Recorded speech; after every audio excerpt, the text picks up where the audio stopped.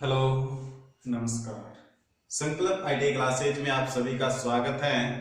तो अपना जो चैप्टर चला था वो चला था पॉलीफेज सिस्टम।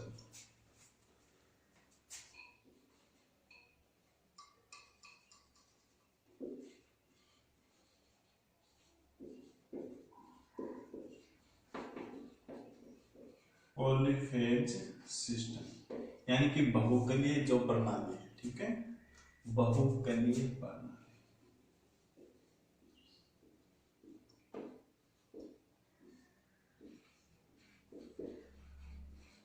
आज अपन थोड़ी महत्वपूर्ण चर्चा करने वाले हैं। देखो, हमारा कोर्स तकरीबन अगले महीने की 15 तारीख तक खत्म हो जाएगा और हम रिवीजन भी करवा देंगे। और जो एग्जाम है, एग्जाम अगस्त मीडियम यानी कि 15-16 अगस्त को एग्जाम होने की संभावनाएं हैं अगस्त में। इसलिए जो भी आपको पढ़ाया जा रहा है उसको बिल्कुल केयरफुली और महत्वपूर्ण समझ के याद करोगे, ठीक है। जितना अगर इसको आप हल्के में ले लोगे तो पता नहीं है कि इस सेशन के अंदर ऑफलाइन क्लासेस लगेंगी या नहीं लगेंगी, लेकिन एग्जाम तो जरूर होगा, ठीक है। तो जो भी आपको थोड़ा थोड़ा करके पढ़ाया जा रहा है उसको थोड़ा थोड़ा करके याद करते हो। और जो पीछे के चैप्टर पढ़ा दिए हैं अपन ने, उन चैप्टरों से संबंधित क्वेश्चन भी आप याद करो, ठीक है। अगर कोई भी बच्चे के किसी भी चैप्टर के अंदर दिक्कत आ रही है तो वो अपना क्वेश्चन जो अपने व्हाट्सएप नंबर है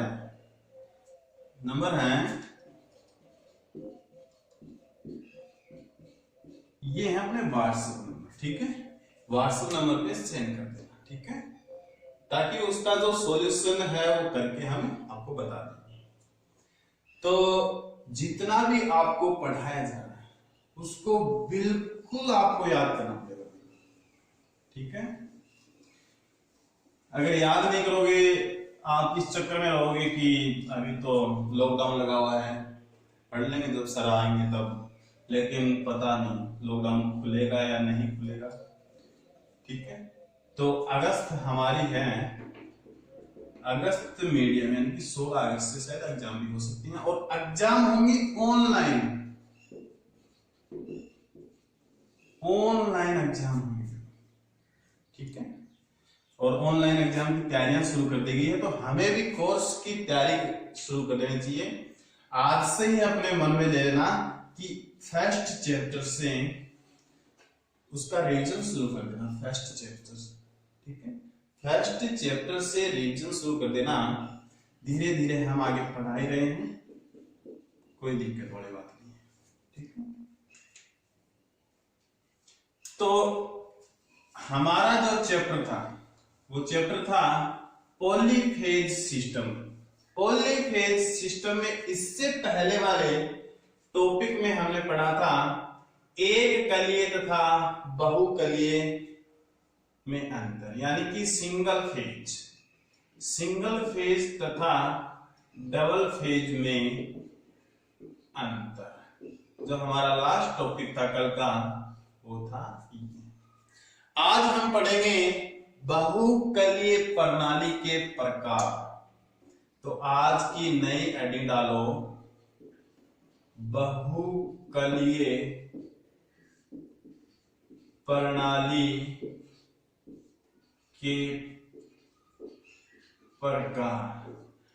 टाइप ऑफ पॉलीफेज सिस्टम यानी कि टाइप्स ऑफ पॉलीफेज सिस्टम, यानी कि पॉलीफेज सिस्टम के प्रकार। बहुकलीय प्रणाली यानी बहुकलीय यानी कि बहुकलीय ज्यादा, एक से अधिक, एक से बहु यानी कि बहुत का मतलब एक से अधिक, कलीय फेज, ठीक है।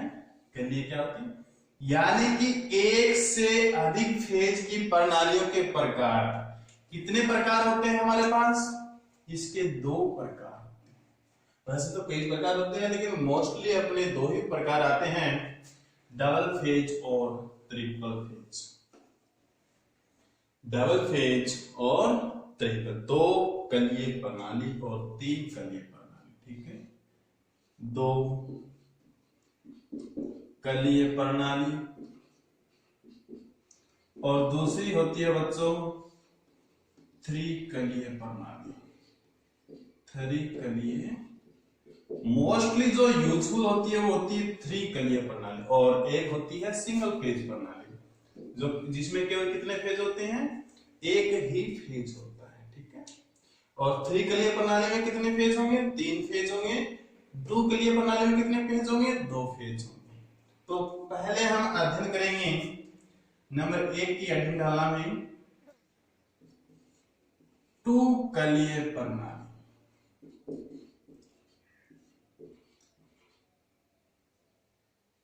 टू कलीय प्रणाली, इसके अंदर क्या होता है कि केवल फॉर्म के ऊपर दो ही क्वाइल लपेटी जाती है। ये होता है यहाँ पे अपने पास चुंबकीय क्षेत्र या चुंबक क्षण मान लो आप, ठीक है। इसके अंदर ये होती है क्या, रोटर, स्टेटर। इसके ऊपर वाइंडिंग की जाती है।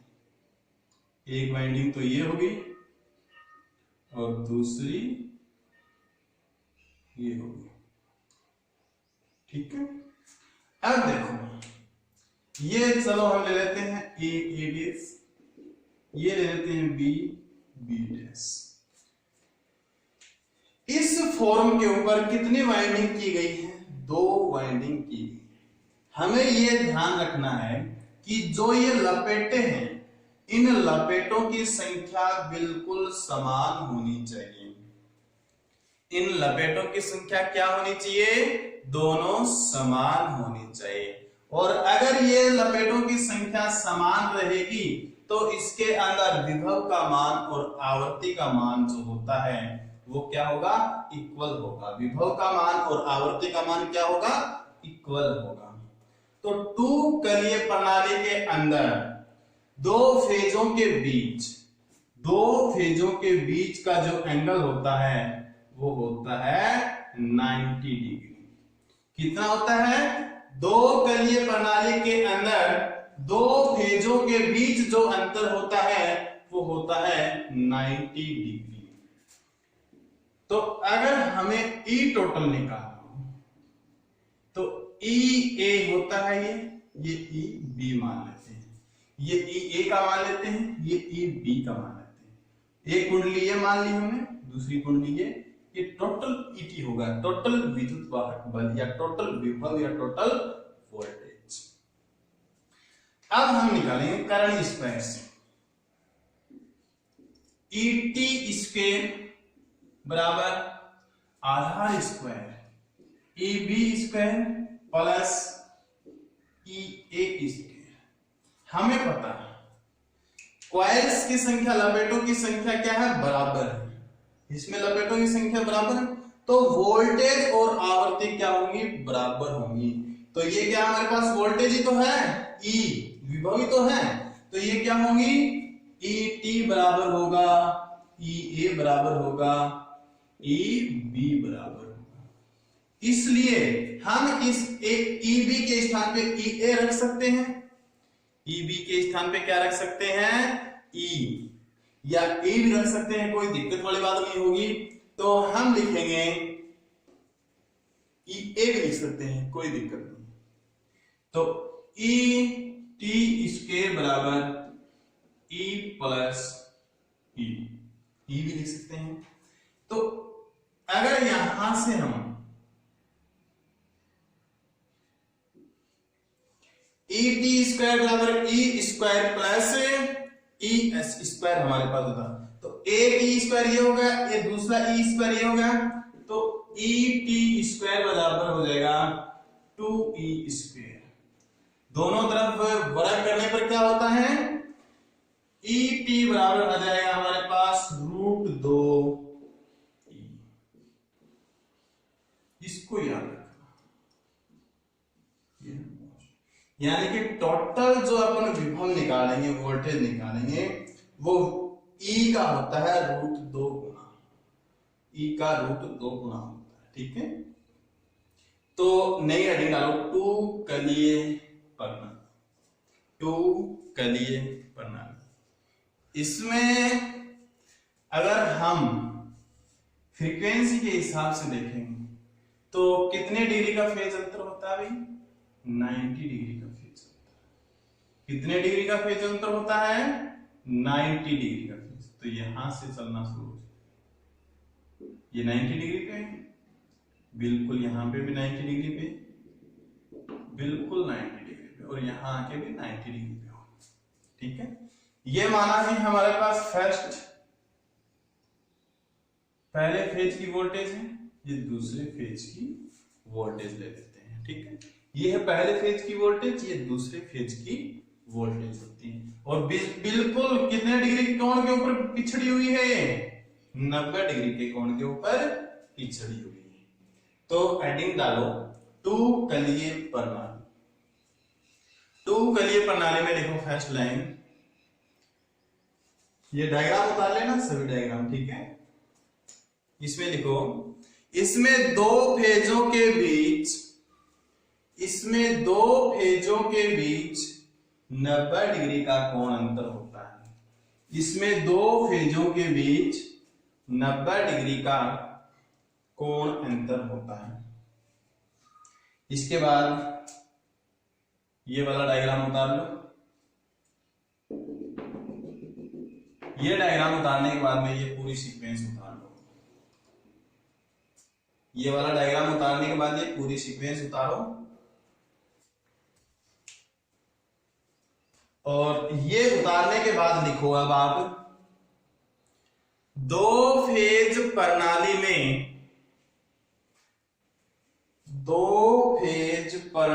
में फॉर्मूलों पर लपेटी गई, ये जो फॉर्मूल है इन पे लपेटी गई जो इक्वाइल्स हैं, लपेटी गई क्वाइल के टर्न बराबर होते हैं। टर्न क्या होते हैं भाई? बराबर होते हैं, तथा दोनों में विभव एवं आवर्ती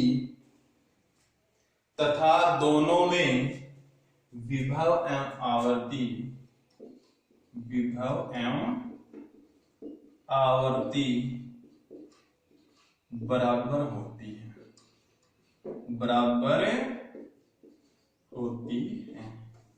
यानी कि 2 कलीय प्रणाली के अंदर ज्यादा कोई माजरा नहीं है, इसमें ये एक फॉर्मूला है। महत्वपूर्ण बात जो है इसकी ये होती है कि इसमें टर्न्स की संख्या क्या होती है? पहले क्वाइल और दूसरी क्वाइल के अंदर इक्वल होती है, बराबर होती है, जिससे विभव का मान और आवर्ती क्या होती है? बराबर होती है। ठीक है, उतार लिया भी। अब हमारे पास जो नई है 3 फेज प्रणाली या त्रिकलीय प्रणाली, इसको उतार लिया।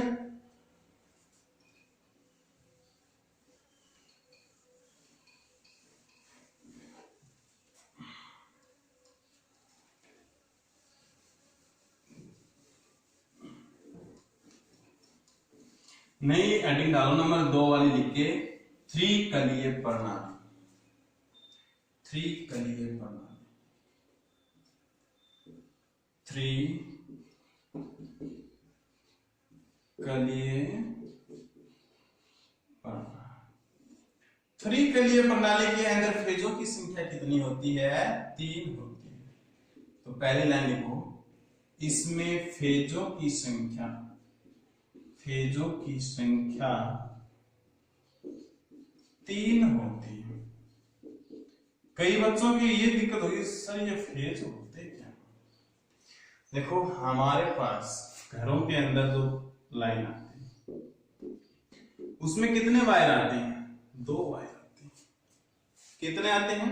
2 वायर, जिसमें से एक तो फेज तार होता है, दूसरा न्यूट्रल होता है। तो एक फेज आया, इसके लिए इसको क्या बोलते हैं? सिंगल फेज बोलते हैं। क्या बोलते हैं इसको? सिंगल फेज बोलते हैं। अगर हम देखो हमारे जो कुओं के ऊपर जो लाइन जाती है उसमें 3 तार आते हैं, एक साथ में न्यूट्रल का तार अलग से आता है, तो इसमें फेज हो जाते हैं P1, P2 और P3। कितने फेज हो जाते हैं? 3 फेज। जो ये 3 तार हैं जिसमें से विद्युत धारा प्रवाहित हो रही है, वो तीनों के तीनों क्या होंगे? 3 फेज होंगे। क्या होंगे? 3 फेज होंगे। आगे बात समझ में? तो इसमें फेजों की संख्या कितनी होती है त्रिकलीय प्रणाली के अंदर? फेजों की संख्या इसमें 3 होती है। कितनी होती है? 3 होती है। इसमें लिखो, इसमें 2 फेजों के बीच 120 डिग्री का फेज अंतर होता है। इसमें फेजों के बीच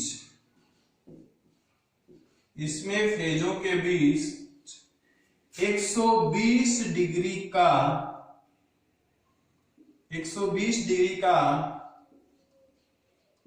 फेज अंतर होता है। फेज अंतर होता है। कितने डिग्री का फेज अंतर होता है? 120 डिग्री का।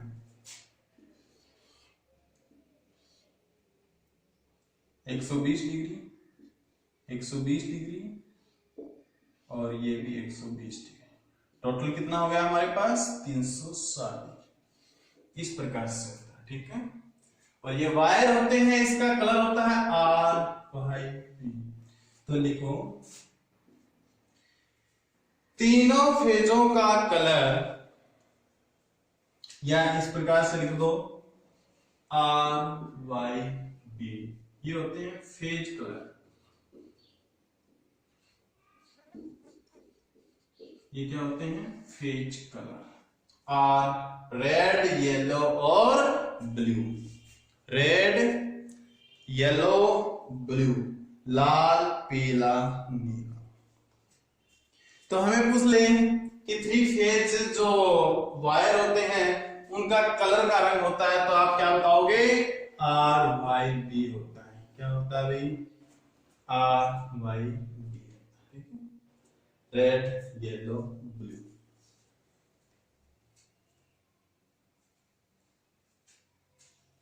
यहां पे टोटल वोल्टेज हो जाएगी हमारे पास। देखो, पिछले वाले में जो टोटल वोल्टेज थी वो क्या थी? √2 गुणा थी। क्यों थी √2? क्योंकि उसके अंदर क्या था भाई? 2 फेज थे। पिछले में 2 कलिये में क्या था? ET बराबर थी √2E। लेकिन 3 कलिये में क्या हो जाएगा? ET बराबर √3 इंटू E। ये उतारो, ये वाला उतारो, ये वाला उतारो, ये वाला उतारो।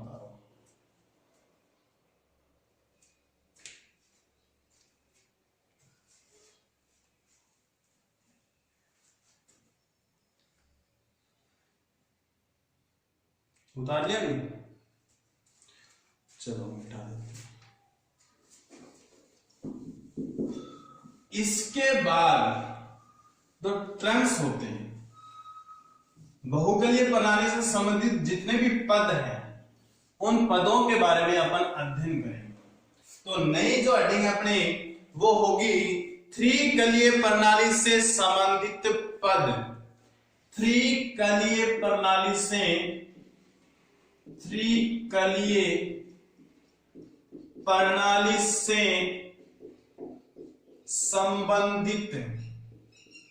संबंधित पद या ट्रिम्स। ठीक है। Related terms related to 3 phase system. ठीक है। त्रिकलीय प्रणाली से संबंधित पद। तो पद में लिखो कला वोल्टेज।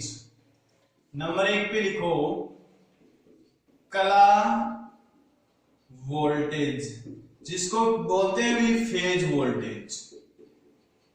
इसको कला को क्या बोलते हैं? फेज वोल्टेज भी बोल सकते हैं।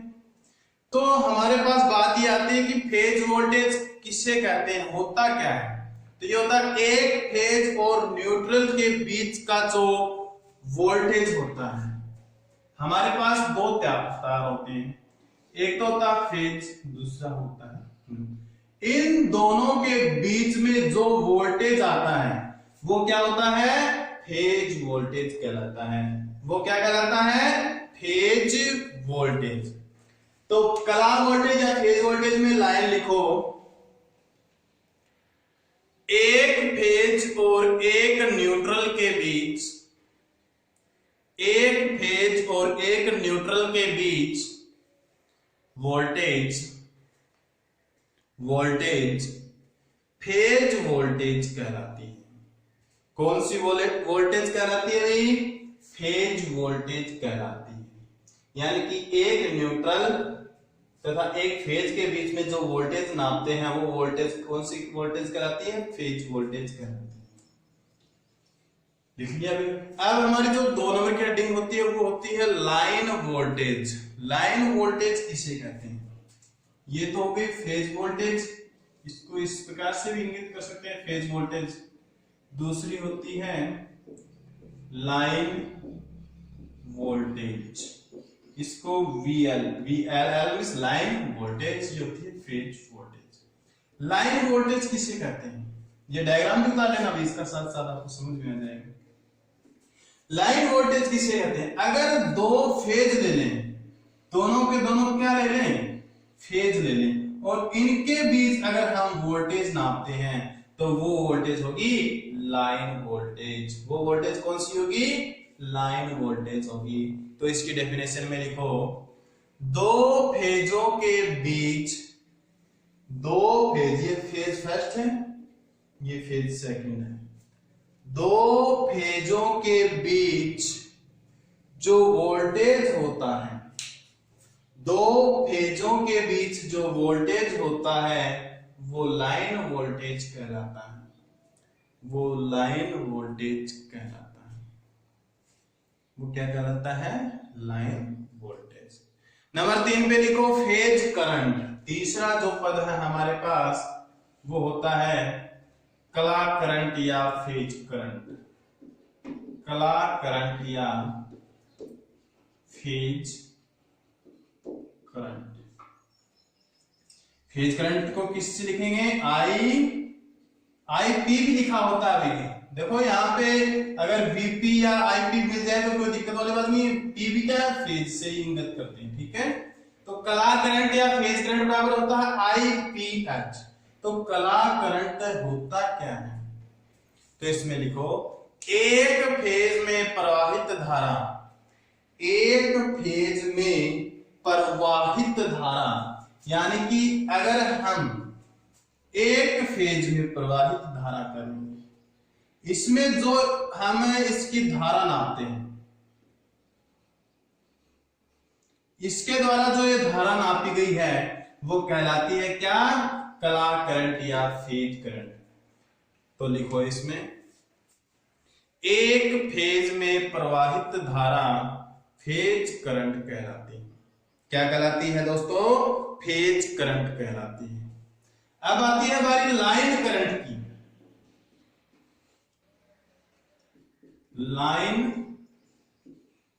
Current, line current. देखो लाइन करंट क्या होता है? लाइन करंट होता है 2 फेजों में प्रवाहित विद्युत धारा। पहले वाले केवल एक फेज में थी, इसमें दोनों फेजों के बीच में क्या करेंगे? विद्युत धारा का मापन करेंगे, ठीक है। दोनों फेजों के बीच में कर रहे हैं ना। ये एमीटर है इसलिए इसको श्रेणी क्रम में, ये वोल्टमीटर है इसलिए इसको समांतर क्रम में। कभी आप इसको भी इस प्रकार से लगा दो तो ये क्या हो जाएगा? गलत हो जाएगा। केवल एमीटर किस में लगेगा? श्रेणी क्रम में लगेगा। तो इसकी डेफिनेशन में लिखो आप, 2 फेजों में प्रवाहित धारा, 2 फेजों में प्रवाहित धारा लाइन करंट कहलाती है। लाइन करंट कहलाती है। अब जो नई है, नया जो ज्यादा मोस्टली क्वेश्चन इसी 4 में से पूछ रहे हैं। लाइन वोल्टेज, कला वोल्टेज, कला करंट, लाइन करंट, ठीक है।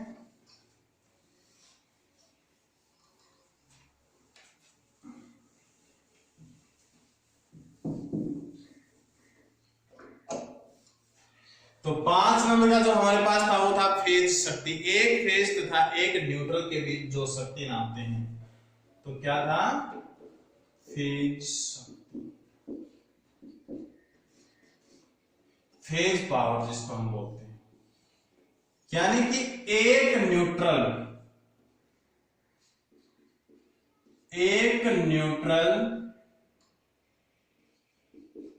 तथा एक फेज के बीच मापी गई शक्ति फेज शक्ति कहलाती है। फेज शक्ति कहलाती है। एक न्यूट्रल तथा एक फेज के बीच मापी गई शक्ति फेज शक्ति कहलाती है। अगर फेज शक्ति की हमें सूत्र पूछ लें तो होता है VI cos phi। Single phase के लिए है, कितने फेज के लिए? सिंगल, तो एक से गुणा करेंगे तो यही आएगा VI cos phi। ठीक है, एक को लिखो या ना लिखो कोई फर्क नहीं पड़ता है। अब नंबर 2 हेडिंग डालो कुल शक्ति। अगर हमें टोटल शक्ति, कुल शक्ति, और कुल शक्ति के नाम से पता चल रहा है अभी 3 फेज है, 3 वायर है, तीनों वायरों में जो टोटल पावर होती है वो क्या होती है? कुल शक्ति होती है। तो कुल शक्ति के अंदर डेफिनेशन लिखो आप, तीनों फेजों के बीच मापी गई वैद्युतिक शक्ति, तीनों फेजों के बीच मापी गई वैद्युतिक शक्ति, तीनों फेजों के बीच मापी गई वैद्युतिक शक्ति, तीनों फेजों के बीच मापी गई वैद्युतिक शक्ति क्या कहलाती है भाई? कुल शक्ति कहलाती है। कुल शक्ति कहलाती है। अगर तीनों फेजों में नापते हैं तो इसका सूत्र क्या हो जाएगा? P बराबर 3 गुना हो जाएगा VI cos phi का। ठीक है, VI cos phi का कितना गुना हो जाएगा भाई? 3 गुना। तो इसको उतारो। नेक्स्ट लिखो संतुलित लोड। जो 7 नंबर पे लिखोगे आप वो लिखोगे संतुलित लोड।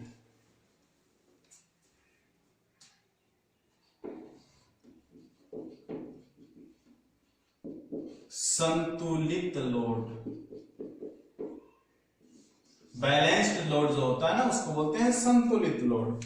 तो संतुलित लोड में लिखो आप, तीनों फेजों का पावर फैक्टर तथा तीनों फेजों का पावर फैक्टर तथा फेज धारा बराबर होते हैं। तीनों फेजों का पावर फैक्टर तथा फेज धारा बराबर होते हैं तो लाइन पर लगा लोड संतुलित लोड कहलाता है। तो लाइन पर लगा लोड संतुलित लोड, यानी कि cos phi यानी कि पावर फैक्टर। पावर फैक्टर को जो 3 वायर है हमारे पास, तीनों का पावर फैक्टर इक्वल होना चाहिए और फेज धारा है इसके अंदर से जो धारा प्रवाहित हो रही है वो भी बराबर होनी चाहिए। अगर दोनों चीज बराबर है तीनों तारों के अंदर तो वो लोड कौन सा लोड होगा? संतुलित लोड हो जाएगा। और अगर जिसमें पावर फैक्टर और धारा का मान भिन्न भिन्न होगा वो होगा असंतुलित लोड। वो कौन सा लोड होगा? असंतुलित लोड। अगर आपको संतुलित लोड की डेफिनेशन आती है तो असंतुलित लोड की डेफिनेशन आप आराम से लिख सकते हो। तो असंतुलित लोड के अंदर लिखो आप इसकी डेफिनेशन। असंतुलित लोड में लिखो तीनों फेजों का पावर फैक्टर तथा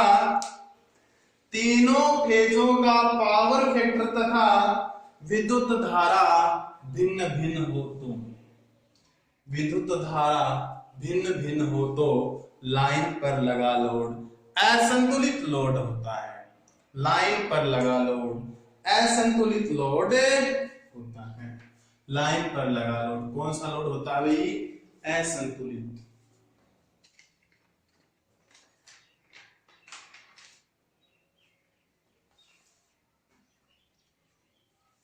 लाइन पर लगा लोड कौन सा लोड कहलाता है दोस्तों? असंतुलित लोड कहलाता है। अब हम जो नया टॉपिक लेके आ रहे हैं वो होगा स्टार संयोजन और डेल्टा संयोजन। नया टॉपिक कौन सा है? स्टार संयोजन एवं डेल्टा संयोजन, यानी बहुकलीय प्रणाली के संयोजन। बहुकलीय प्रणाली के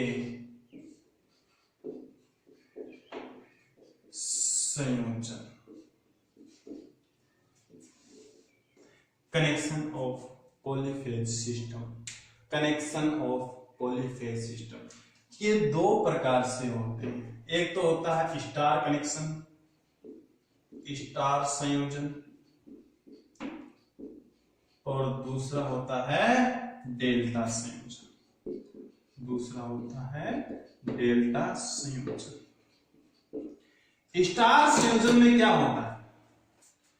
स्टार संयोजन में होता है इसकी आकृति स्टार के जैसी होती है और डेल्टा में डेल्टा जैसी होती है, यानी कि त्रिभुजाकार की होती है। तो स्टार कनेक्शन के बारे में देखते हैं अपन हम। इसका डायग्राम कुछ इस प्रकार से होगा और जो इसका कॉमन पॉइंट होता है उससे क्या निकलता है? एक न्यूट्रल निकलता है। तो हमारे पास सही बात यही है कि स्टार संयोजन में न्यूट्रल होता है। स्टार संयोजन में क्या होता है? न्यूट्रल होता है। स्टार संयोजन में क्या होता है? न्यूट्रल होता है। यह स्ट्रक्चर जो होती है, इस स्ट्रक्चर को अपन नॉर्मली इस प्रकार से लिख सकते हैं, ठीक है। डेल्टा संयोजन इसकी आकृति इस प्रकार से होती है।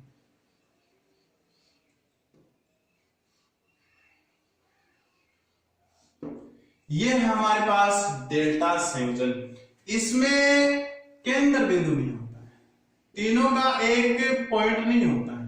तो ये हो जाएगा आर बाई बी, ठीक है। ये कौन सा है? R by B. इसको अपन इससे भी इंगित कर सकते हैं, डेल्टा संयोजन। ये कौन सा संयोजन है? स्टार संयोजन है। ये है डेल्टा संयोजन। स्टार संयोजन क्या होता है? इसमें लोड धारा बराबर होती है फेज धारा के। इसमें लोड धारा जो होती है वो फेज धारा के क्या होती है भाई? बराबर होती है। लेकिन इसमें जो लोड धारा होती है, इसमें जो लोड धारा होती है वो फेज धारा की रूट 3 गुना होती है। रूट 3 गुना होती है। कितनी होती है? रूट 3 गुना होती है। तो इन बातों को याद रखना भी। जो स्टार संयोजन होता है, स्टार संयोजन के अंदर लोड धारा और फेज धारा दोनों की दोनों एक समान होती है। लेकिन जो लोड धारा होती है डेल्टा संयोजन में, वो फेज धारा की होती है रूट 3 गुना होती है, ठीक है। इसमें लोड वोल्टेज जो होता है वो फेज वोल्टेज का कितना होता है? रूट 3 गुना होता है। ये इसका उल्टा हो गया भी। इसमें क्या होता है? ये इस तरीके से भी याद रख सकते हो। I बराबर I होता है इसमें, और उसमें V बराबर V होता है, ठीक है। लोड और फेज तो आप लिख भी दोगे ना, ठीक है। और इसमें क्या हो जाएगी? वोल्टेज के प्रति इसमें हो जाएगी लाइन वोल्टेज बराबर होती है फेज वोल्टेज की। दोनों वोल्टेज हुए भी। इसमें लाइन वोल्टेज बराबर होती है फेज वोल्टेज की, लेकिन इसमें लाइन वोल्टेज क्या होती है? फेज वोल्टेज की रूट 3 गुना होती है। कितनी होती है? फेज वोल्टेज की रूट 3 गुना होती है। इतना उतारो एक बार।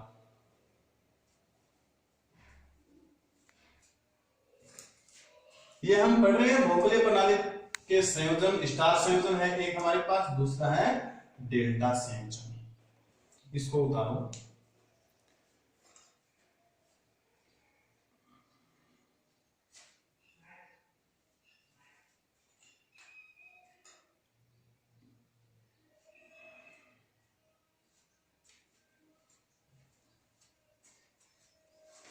ठीक है।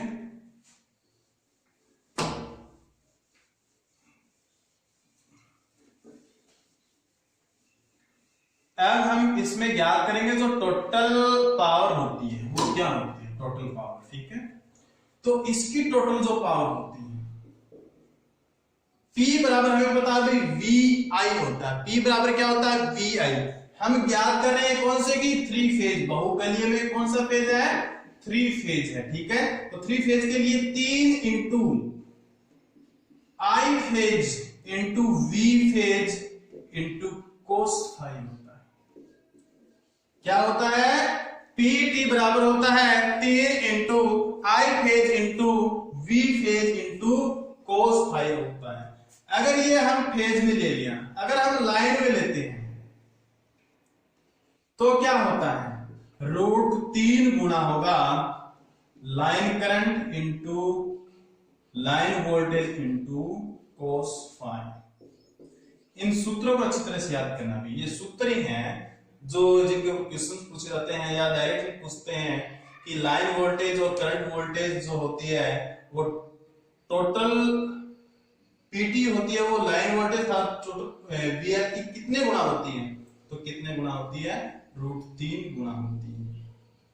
और अगर फेज धारा और फेज वोल्टेज बोले तो कितनी होती है, 3 गुना, √3 और 3। इसका बिल्कुल अंतर याद रखना। ठीक है, और सेम की सेम इस डेल्टा संयोजन में भी यही होगी, तो इसको डेल्टा संयोजन में भी आप उतार लेना, बिल्कुल सेम होगी, दोनों इक्वल होगी। ठीक है, इसके बाद में जो नेक्स्ट इसमें लाइन आती है, इसमें लिखो, इसमें न्यूट्रल तार होता है, इसमें न्यूट्रल तार होता है, इसमें न्यूट्रल तार होता है, इसमें नहीं होता है, इसमें नहीं होता है। और लिखो इसके आगे स्टार संयोजन में लिखो आप, इसमें थ्री फेज कनेक्शन, इसमें three phase connection light and fan तथा लाइट एंड फैन तथा लोड के लिए किए जाते हैं। लाइट एंड फैन तथा लोड के लिए किए जाते हैं। और इसमें क्या होता है, थ्री फेज कनेक्शन किसके लिए किए जाते हैं, केवल लोड के लिए किए जाते हैं। इसमें लिखो केवल लोड के लिए किए जाते हैं, केवल लोड के लिए किए जाते हैं। स्टार में लिखो आप, मोटर को प्रारंभ में स्टार्ट करने के लिए, या लिखो मोटर को प्रारंभ में कम वोल्टेज पर स्टार्ट करने के लिए, मोटर को प्रारंभ में कम वोल्टेज पर स्टार्ट करने के लिए स्टार संयोजन का प्रयोग किया जाता है। स्टार संयोजन का प्रयोग किया जाता है, स्टार संयोजन का प्रयोग किया जाता है। डेल्टा में लिखो, इसका प्रयोग प्रेरण मोटर को, प्रेरण मोटर कौन सी होती है, इंडक्शन मोटर, इसका प्रयोग प्रेरण मोटर को प्रारंभ में सामान्य गति पर चलाने के लिए किया जाता है, सामान्य गति पर चलाने के लिए किया जाता है। स्टार संयोजन में जो मोस्ट लाइन है उसको लिखो, मोस्ट लाइन लिखना, स्टार संयोजन की जो मोस्ट लाइन है वो लिखो, इसके द्वारा वितरण ट्रांसफार्मर में वाइंडिंग संयोजित किए जाते हैं। इसके द्वारा वितरण ट्रांसफार्मर में वाइंडिंग संयोजित की जाती है। जो वितरण ट्रांसफार्मर होते हैं उसमें कौन सी वाइंडिंग की जाती है, स्टार संयोजन वाइंडिंग की जाती है। कौन सी वाइंडिंग की जाती है भाई? स्टार संयोजन वाइंडिंग की जाती है। तो आज हमने पढ़ा था बहुकलीय प्रणाली के संयोजन, जो मोस्ट इंपोर्टेंट होते हैं स्टार संयोजन और डेल्टा संयोजन के बारे में। तो आज के लिए दोस्तों इतना ही काफी है। नेक्स्ट क्लास लेके आएंगे, तब और पढ़ाएंगे आपको, और नेक्स्ट क्लास में शायद ये चैप्टर कंप्लीट भी हो जाएगा। तो मैंने जो स्टार्टिंग में आपको बात बताई थी कि इसका जो अध्ययन है वो रेगुलर करते रहना, ठीक है? पढ़ाई रेगुलर। ओके।